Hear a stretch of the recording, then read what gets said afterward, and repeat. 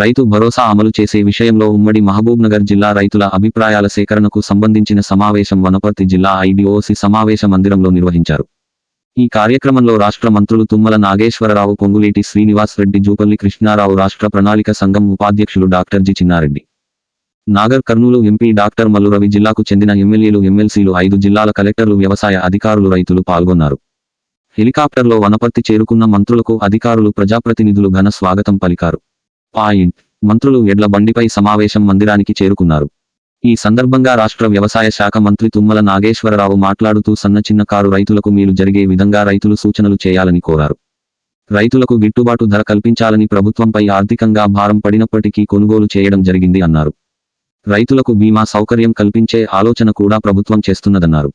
ఈ నెల 24వ తేదీ నుండి ప్రారంభం కానున్న అసెంబ్లీ సమావేశాలలో వివిధ జిల్లాల నుండి వచ్చిన అభిప్రాయాలను సేకరించి సమావేశంలో చర్చించి నిర్ణయం తీసుకుంటామన్నారు.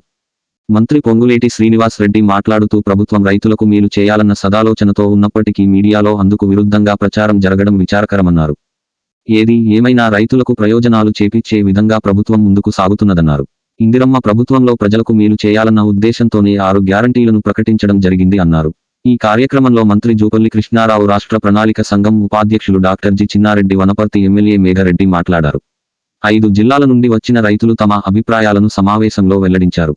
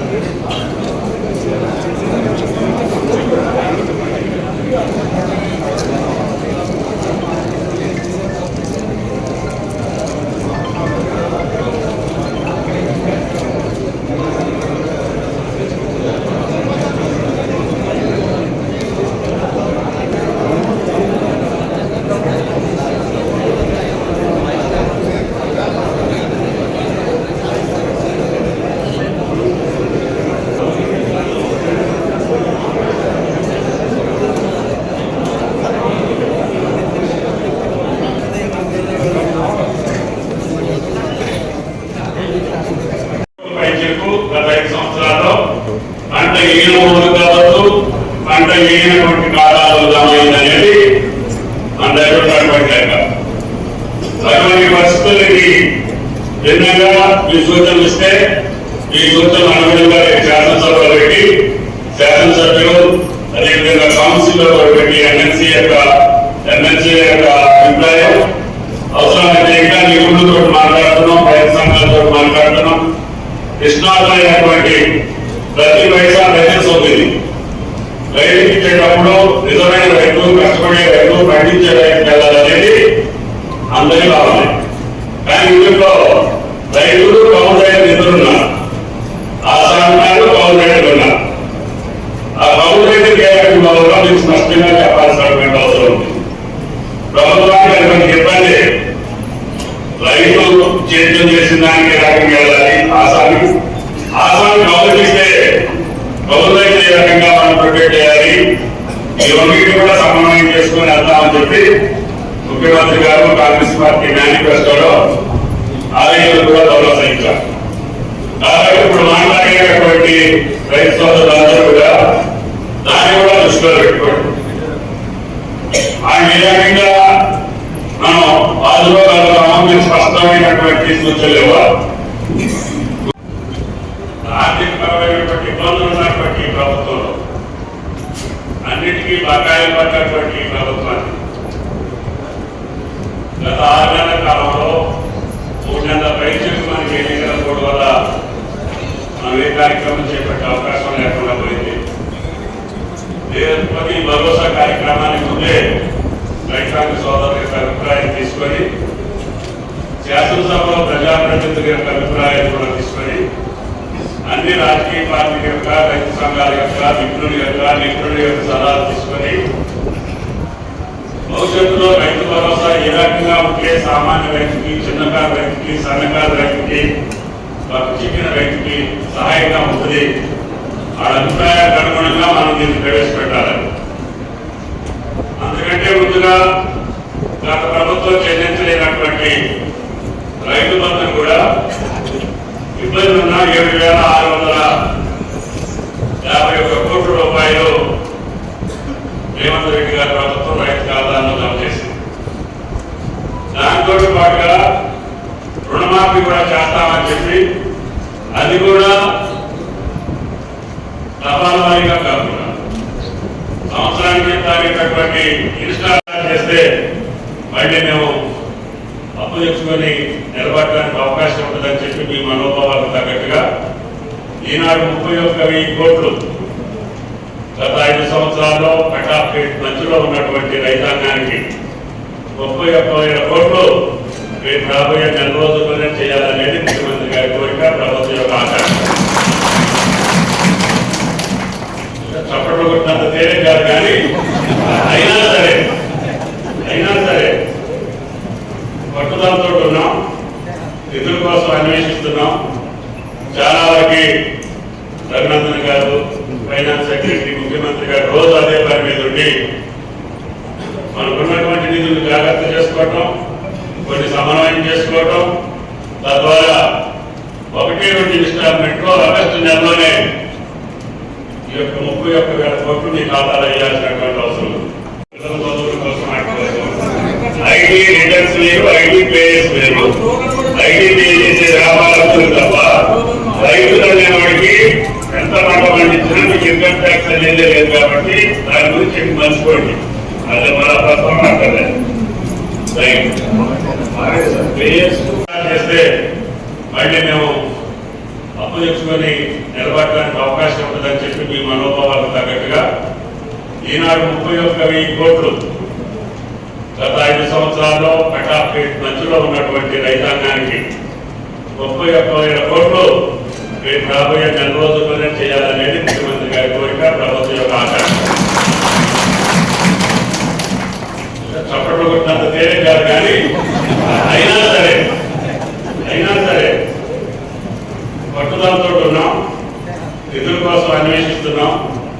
చాలా వరకు రఘునందన్ గారు, ఫైనాన్స్ సెక్రటరీ, ముఖ్యమంత్రి గారు రోజు అదే పని మీద ఉండి మనకున్నటువంటి నిధులు జాగ్రత్త చేసుకోవటం, కొన్ని సమన్వయం చేసుకోవటం, తద్వారా 1-2 ఇన్స్టాల్మెంట్లో ఆగస్టు నెలలోనే ఈ యొక్క 31,000 కోట్లు మీ ఖాతాలో వేయాల్సినటువంటి అవసరం ఉంది.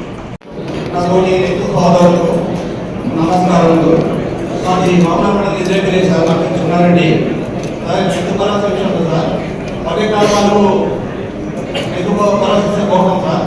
ఎందుకంటే కొద్దిగా పంట పండకపోయినా కిందకి సపోర్ట్గా ఉంటుందని ఉద్దేశం ఉంటుంది. ఇంకోటి పంట వేసిన వారికే రైతు భరోసా ఇవ్వాలి సార్. గుట్టలు గుట్టలు కాపు చేస్తాను ఇవ్వకూడదు సార్. ఇంకా ఇది గవర్నమెంట్ విషయం సార్. గవర్నమెంట్ ఎవరు కొడతారు, మంది కొడతారు. గవర్నమెంట్ చేస్తామంటే మనం ఎవరు కొడతారు, గొడవలు అయితే ఎవరు కొడతారు.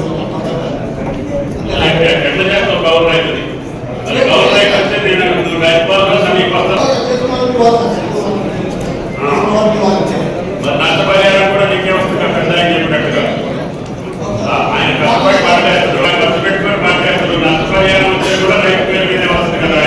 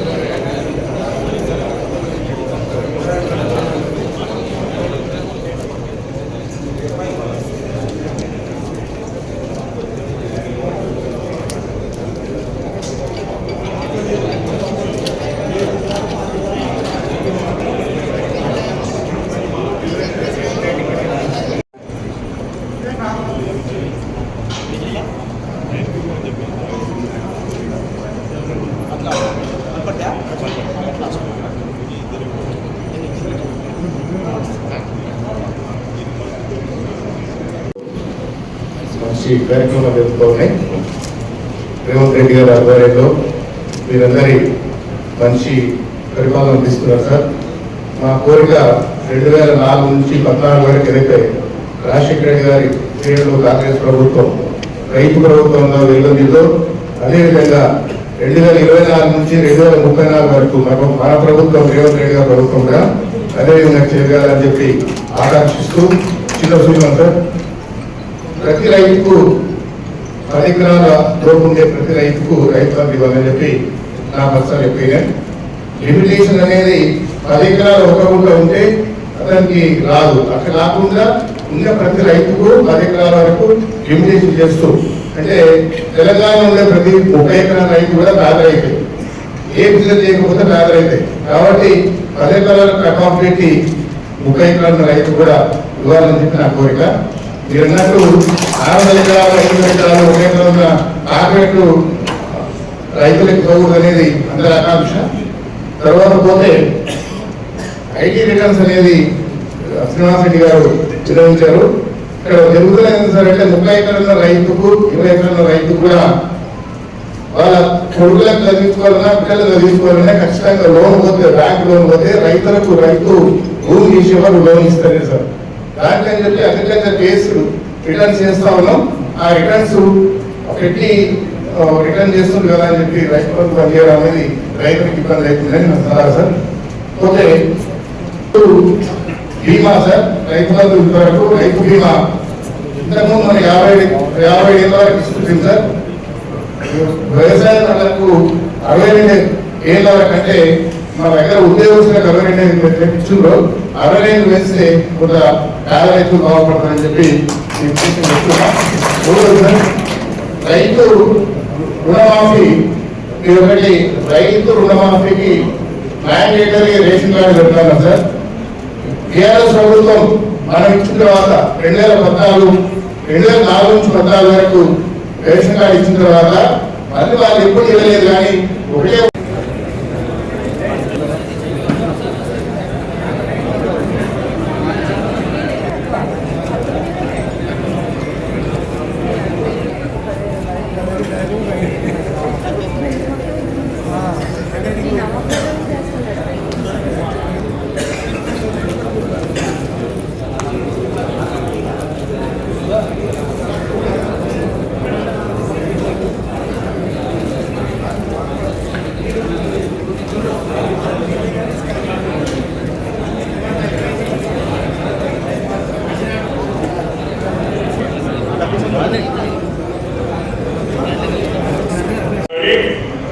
మేలు కోసం సరైనటువంటి సూచనలు ఇవ్వాలని చెప్పి విజ్ఞప్తి చేస్తున్నాం. దీని తర్వాత ఇన్సూరెన్స్ పథకం కూడా ముఖ్యమంత్రి ఇన్సూరెన్స్ పథకాన్ని కూడా ఆపేశారు. కాబట్టి ప్రభుత్వం ఇన్పుట్ సబ్సిడీ ఇవ్వట్లేదు. అకాలమైనటువంటి పరిస్థితుల్లో ప్రకృతి వైపరీత్యానికి నష్టపోతే రైతులు ఆదుకునేదానికి అవకాశం. ముఖ్యమంత్రి గారు ఎకరానికి 10,000 ఇవ్వండి, తర్వాత మనం ఏ రకంగా అయినా సరే జమ చేసుకుందామని చెప్పి అకాల వర్షాల వల్ల రాళ్లవాన వల్ల నష్టపోయిన రైతులందరికీ కూడా 10,000 రూపాయలతో ఇచ్చాం. తర్వాత విత్తనాల కోసం ప్రభుత్వం గతంలో బాకీ పెట్టి అవన్నీ తీసుకేసి మళ్ళీ అందరికీ పచ్చిరొట్టు విత్తనాలు దూసారం కోసం అవి కూడా పంపిణీ చేశాం. జొన్నలు కావచ్చు, సంతరాలు కావచ్చు, అన్ని శనగలు కావచ్చు, అన్ని పంటలకి కూడా ఎంఎస్పీ ధర ఇచ్చి కొనుగోలు చేశాం. ప్రభుత్వానికి క్వింటాల్కి 20 రూపాయలు నష్టం వచ్చినా కూడా రైతు నిలబెట్టండి, తర్వాత ఏదైతే అవుతారో ముఖ్యమంత్రి గారు ఆదేశానుసారం ఎస్పీకి పప్పుధాన్యాలతో సహా మొత్తం కొనుగోలు చేశాం. ఇప్పుడు ఈ నెలలో రుణమాఫీ అయిన తర్వాత అందరిలో ఈ సమస్యని శాసనసభలో కూడా శాసనమండలిలో ప్రవేశపెట్టి ఆడాభిప్రాయం కూడా తీసుకుంటాం. కాబట్టి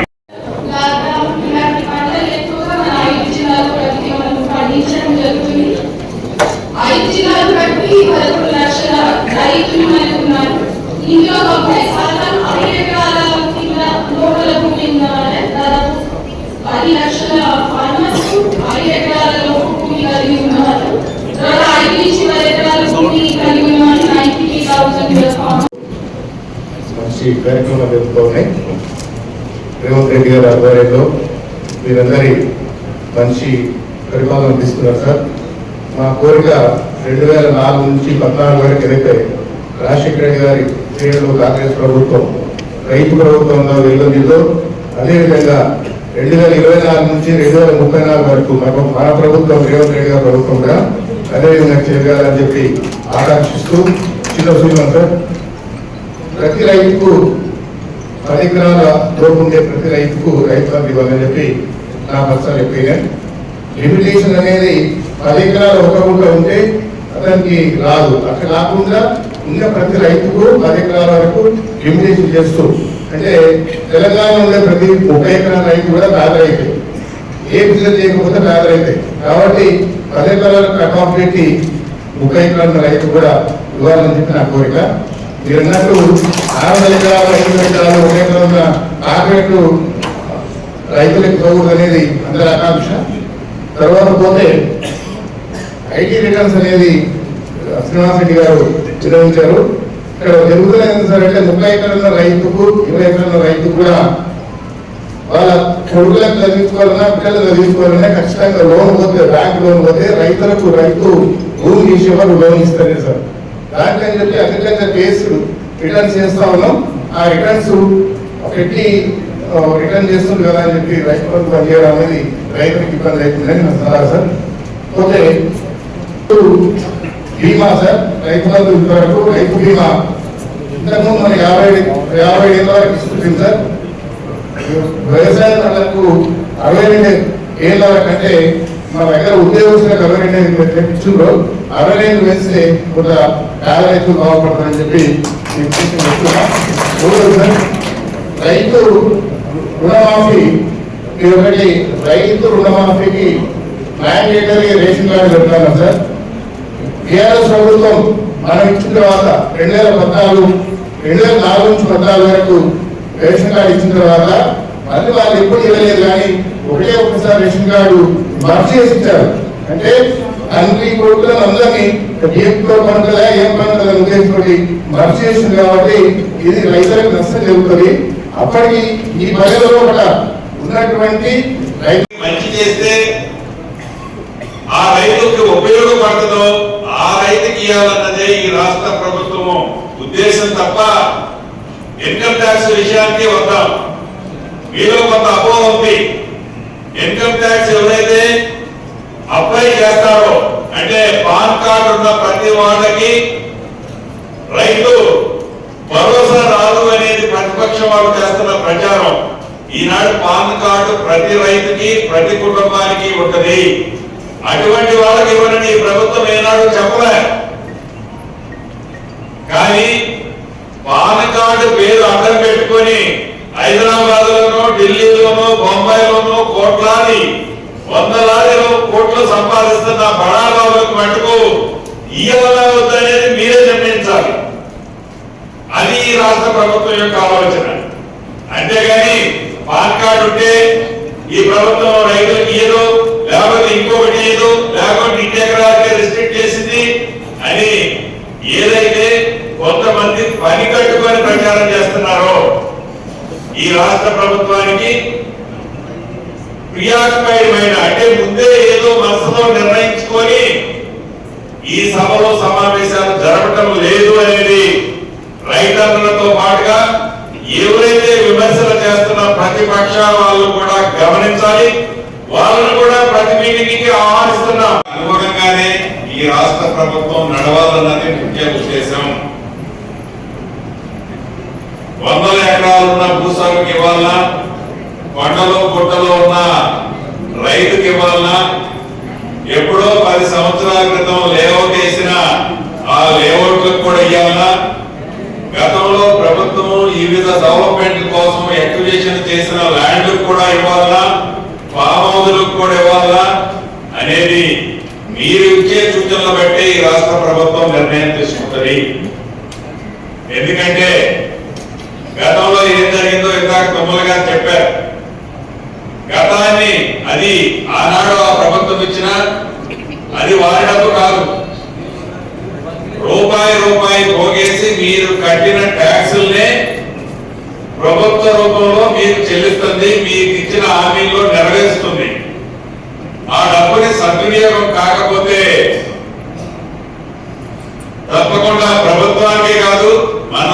తీసుకునే నిర్ణయాల్ని ఆ భగవంతుడు కూడా క్షమించడు. దాన్ని దృష్టిలో పెట్టుకుని ఈనాడు ఈ రాష్ట్ర ప్రభుత్వం ఓపెన్ డిబేట్ చేస్తూ మైండ్ లో ఈ రాష్ట్ర ప్రభుత్వానికి ఇలా చేయాలి అలా చేయాలి అనేది ఏ ఉద్దేశము లేదు. కొన్ని పేపర్లు 3 ఎకరాలకు 5 ఎకరాలకు 10 ఎకరాలకు రిస్ట్రిక్ట్ చేయాలనో, ఏదో ఇన్కమ్ ట్యాక్స్ పేయర్స్ కి ఇయ్యాలనో, రైతులకు ఒక భయభ్రాంతుల్ని ఆనాడు వారు ఎలగబెట్టిన దాన్ని తిరిగి మళ్ళీ అదే రూట్ లో తీసుకెళ్లే విధంగా రెచ్చగొట్టే కొంతమంది నాయకులు, కొన్ని ప్రతిపక్ష పార్టీలు ఏవైతే వారి ఆలోచనలకి మనం గడ్డి కొట్టాల్సిన అవసరం ఉంది.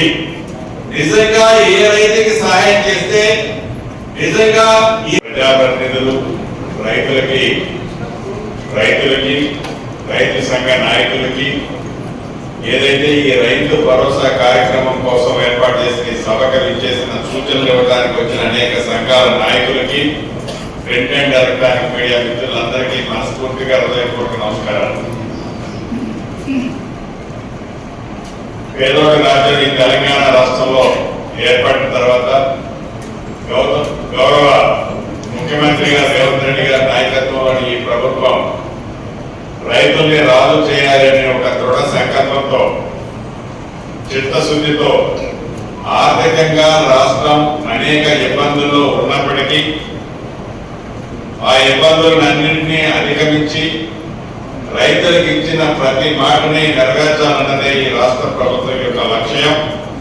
ఈ లక్ష్యంలో భాగంగా ఏదో ముఖ్యమంత్రి గారు కేబినెట్ మంత్రులు ముఖ్యమైన వాళ్ళమో 4 గోడల మధ్యనే మాట్లాడుకోకుండా రైతుల్లోకి వచ్చి ఏ రకంగా ఈ రైతు భరోసాని ఇస్తే బాగుంటుందో మీ సూచనలు తీసుకోవాలని గౌరవ ముఖ్యమంత్రి గారు కేబినెట్ ఒక సబ్ కమిటీని ఏర్పాటు చేసింది. దాంట్లో భాగంగా గడిచిన 2 రోజుల నుంచి 2 జిల్లాల్లో వెళ్ళాం. ఇది ఈ రోజు 3వ రోజు.